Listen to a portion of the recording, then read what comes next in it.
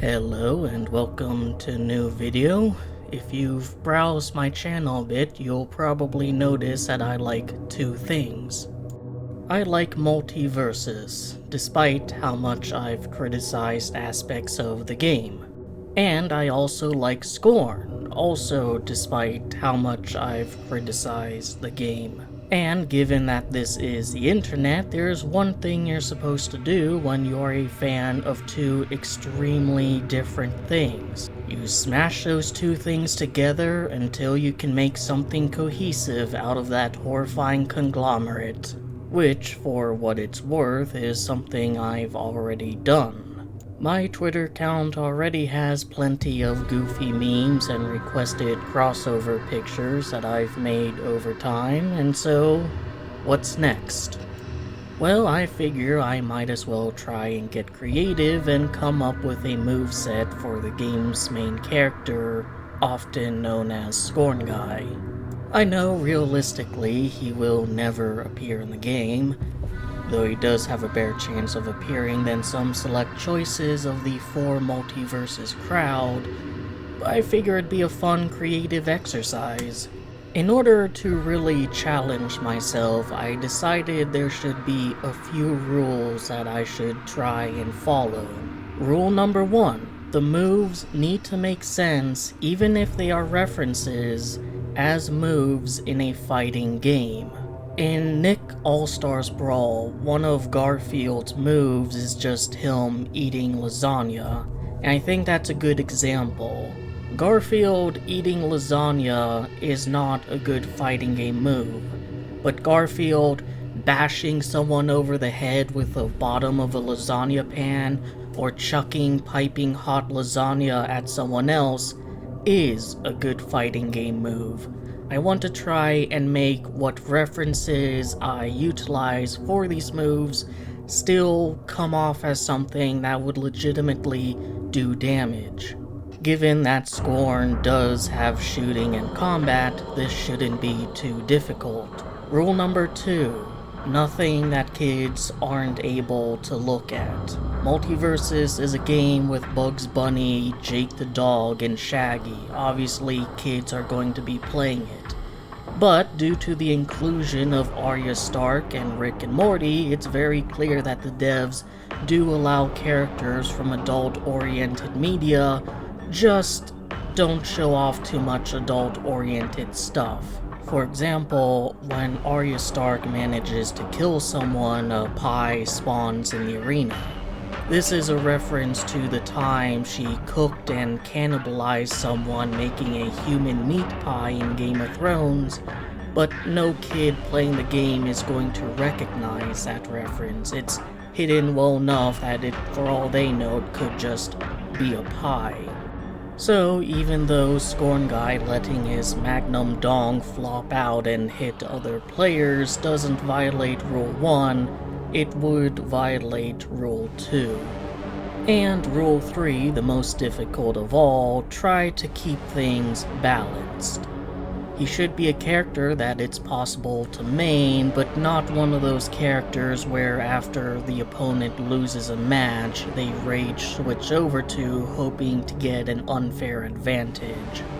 Now, I'm sure that we're all excited to see what I've come up with, but we have to get through a few things first. The baseline character qualities such as their weight and their speed. According to one of the developers, Scorn Guy is 190 centimeters, or in other words, just slightly above 6 feet 2 inches, and he's built like a brick house. However, at the same time, he doesn't contain all that much musculature. However, in the game, his running speed is somewhat lacking. He's not particularly fast. Therefore, using the game's own weight and speed numbering system, I think Scorn Guy should have a weight of 80, which is the same as, say, LeBron James, and a speed of 54, about the same as Batman. Given this, as well as all of the things that Scorn Guy had to endure throughout the game, I was rather convinced that he would be a tank class, similar to Iron Giant, Superman, and Wonder Woman. Characters who don't move particularly quickly, but they weigh a lot and they pack a punch. However, as I gone through all of the moves, I figure he's more akin to a support class, a character who, as much as doing his own stuff, is there to help out his allies. Support classes include Rain Dog, Gizmo, and Steven Universe. I've decided that Scorn Guy's entrance should be him crawling out of one of the aristocrat flower pods.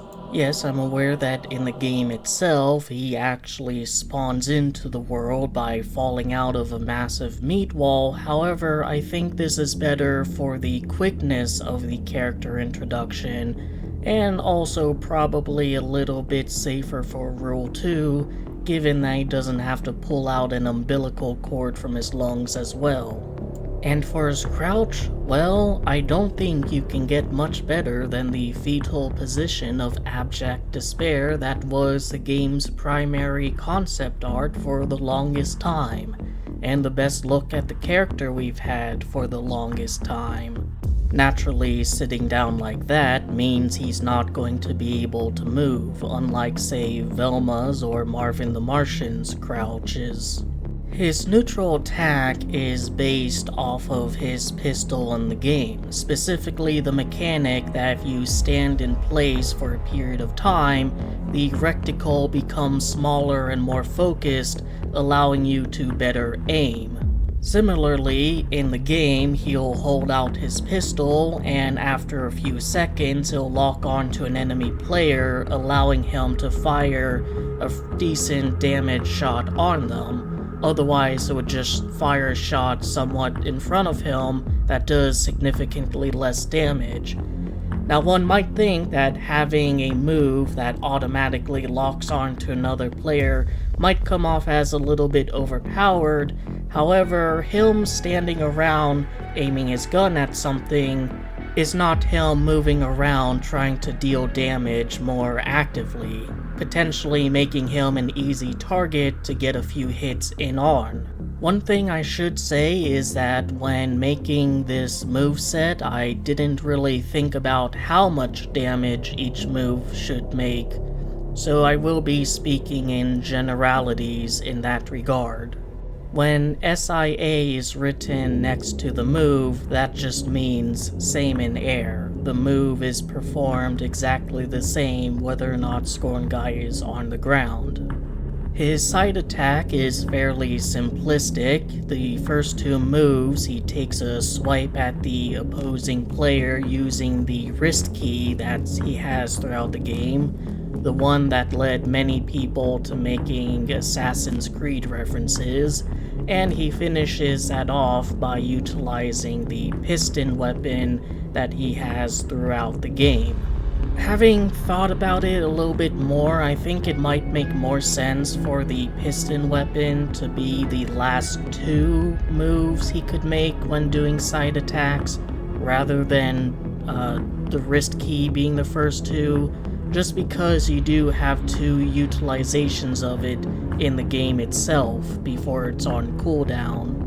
As for his side attack in the air, he pulls out one of these drones and sprays the opponents with that corrosive mist, doing small amounts of damage over time. Think of it like Bowser's Fire Breath in the Super Smash Bros. Game, just biomechanical and in the air. Scorn Guy's up attack is going to be using the grenade launcher. I have this idea that the first grenade to hit someone before that thing is on cooldown has this kind of implosive effect that was shown off in the gameplay trailer. One that keeps an enemy player in the same general area for a few seconds, allowing you to jump up and do damage to them, or even to throw up more grenades at them. Otherwise, there's just a small explosion that does a decent amount of damage. His down attack I think is pretty funny. He whips out the Mold Man cart that you push around in the prologue area and you can hold it down until you release a button, in which case he violently pushes a card outward, bapping an enemy player. And the reason that Moldman is facing the enemy player, whereas in the game he's facing you when you're using the card, is just, it's funnier that way. Just imagine being Superman trying to fight this weird gangly meat creature, and suddenly Moldman is violently thrusted at you. That's funny. Meanwhile, for his down air, he just utilizes the robotic arm from the surgery robot that continually stabs him at the end of the game. He holds it downward, similar to, say, Link's sword in Super Smash Bros., and I'd imagine it would have the same general hitbox as Marvin the Martian's down air. Since we're still on this page, I came up with a couple of taunt ideas for him. The first is he pulls out a homunculi jar and violently shakes it to disturb the little creature inside, somewhat similar to how Medic violently shook the jar with the bread monster from TF2's expiration date. And the second is he pulls out an easel with a drawing on it and begins using an airbrush on it, a reference to Scorn's inspiration, H.R. Giger. So those are Scorn Guy's default movesets. I think they have a little bit of an interesting gimmick to them without coming off as overpowered or inappropriate, and I do think they all make sense as a fighting game move. But now it's time to go to the specials, and that's where the magic happens. Let's start out with Scorn Guy's neutral special.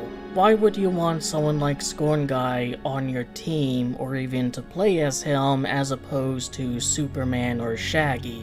Well, because Scorn Guy is from a video game. And two of the things you can do in a video game is reload your weapon, as well as heal yourself of any damage taken using a health item. And that's how his neutral special is going to work. I think he takes out the little coral thing holding health and ammunition, heals himself for around 15 to 20 damage, as well as any ally he has. So enough to make a difference, but not enough to totally undo the opposing player's works, as well as restore certain moves that might be on cooldown for both himself and his ally. Now, what cooldown moves get instantly restored might have to be experimented around a bit. I don't think things like, say, Bugs Bunny's rocket or Marvin's UFO missile should be instantly restored, but certainly, say, Bugs Bunny's pie or safe or pretty much anything else in Marvin's arsenal seems like fair game. And for certain, anything that might have multiple uses before it's on cooldown. Naturally, with such a move, instantaneously allowing you or someone else to effectively redo a rather powerful move, it needs to have its own cooldown, and probably a hefty one at that. But this is one of the reasons why I think Scorn Guy would be classified as a support character. The move almost helps your ally far more than it might help yourself, especially if you're playing with a cooldown heavy character like Bugs Bunny or Marvin the Martian or Rick. His side special is pretty simple. He whips out his shotgun and blasts at someone. It's one of his killing moves, able to do very hefty damage and knockback, and like in the game, he has 3 uses of it before he has to reload, or in Multiversus' case, the shots need to be on cooldown. Now you may think this is a little bit overpowered, but remember, Scorn is a video game, and video game shotguns are funny things. For his up special on the ground, he summons a small meat pillar, similar to the ones found in the prologue of Scorn. These meat pillars function as walls and platforms. However, they can be broken with enough damage. I can see a strategy where Scorn Guy goes to the edge of the map, summons one up when an opposing player is off the map in the air, and then uses that to deny them a quick recovery. In that sense, the Meat Pillar is arguably very analogous to Steven Universe's shield summoning move.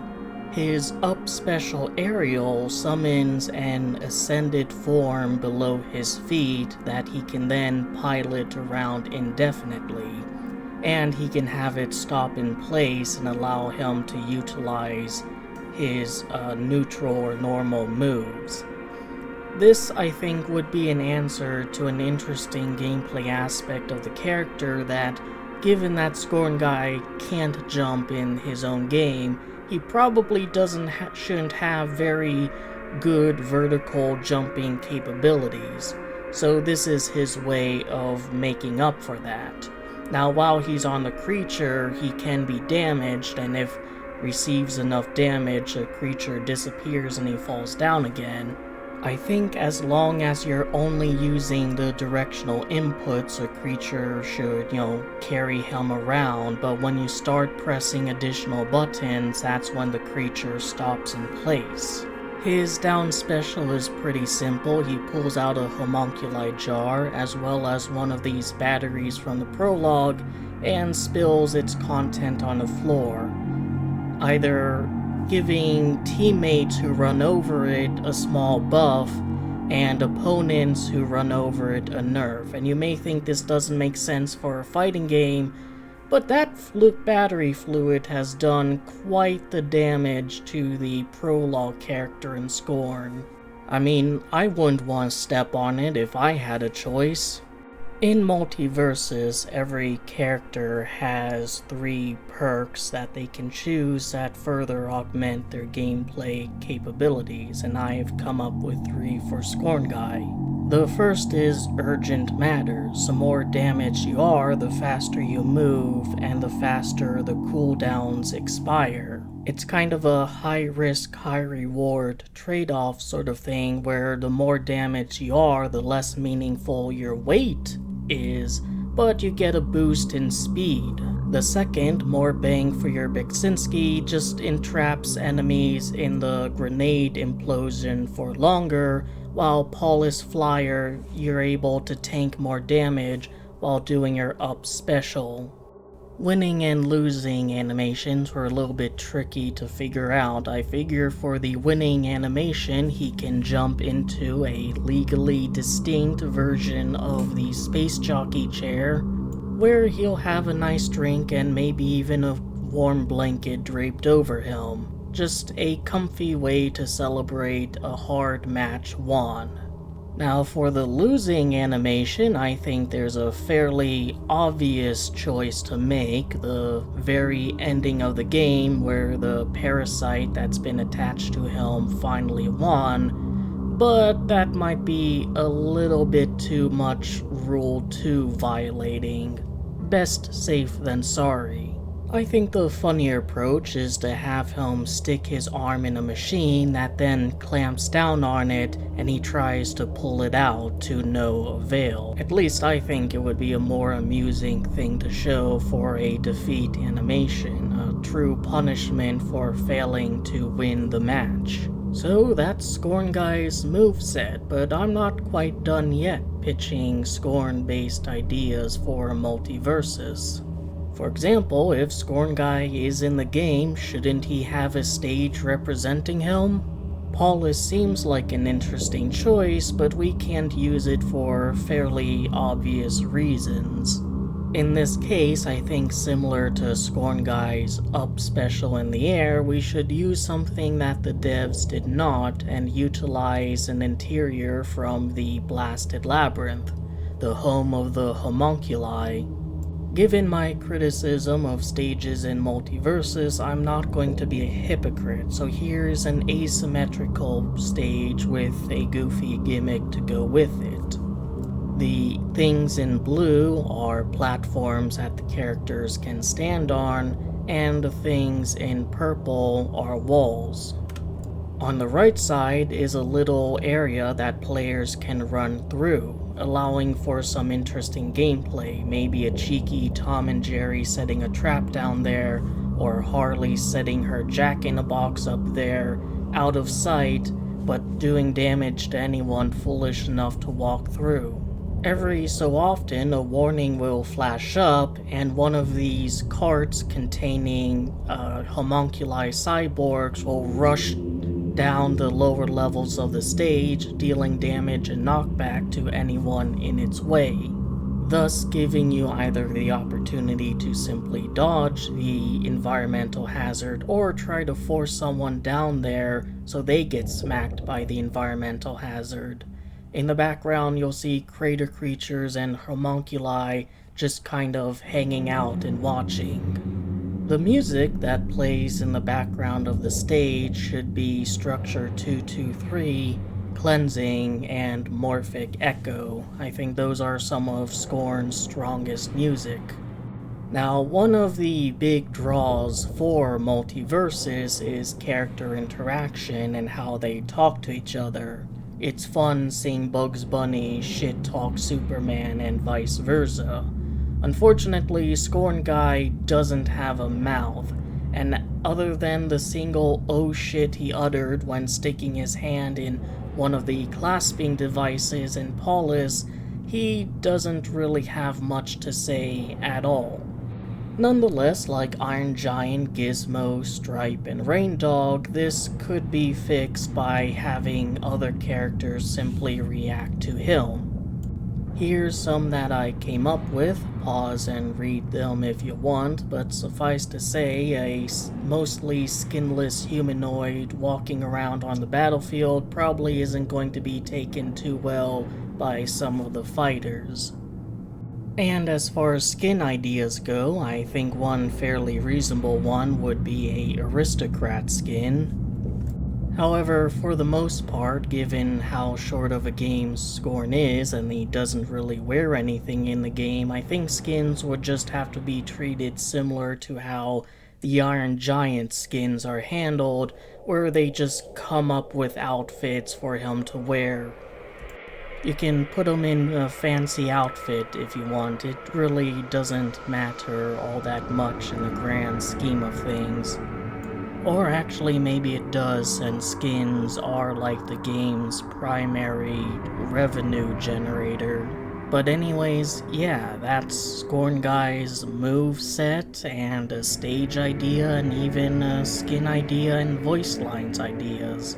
But there's one thing that I've left out of all of that some Scorn fans have probably noticed. Something that's rather important to the story of Scorn and is a big part of the game. Yeah, nothing I talked about involves a parasite, and that's for a pretty good reason. The parasite is a douchebag, and what happens to douchebags in platform fighters? They go to the assist trophy hole. Yes, Multiversus does in fact have its own set of assist trophies, which at the moment really is a set. There's 2 of them. But presumably more over time could be added. So I think the way the Parasite Assist trophy will work is he will scuttle across whatever surface he finds himself on, and if he runs into opposing player, he'll latch onto their back and chip away at damage for a few seconds. As much as Superman's Shaggies and Finns deserve to have their chests ripped open by parasite wangs, we do have to follow Rule 2. Even if Finn really deserves it. So instead, the parasite will just kind of cartoonishly claw at them until it disappears after a set amount of time. So yeah, that's just a little exercise in creativity. And hey, who knows, maybe one day he will be added to a platform fighter, which I'll then pick up and main him and do what everyone always does with their mains, complain about them being underpowered and demand buffs, while complaining that everyone else's character are overpowered and demand nerfs. With that being said, I hope you enjoyed the video that gave you something to think about and otherwise entertained you. Take care.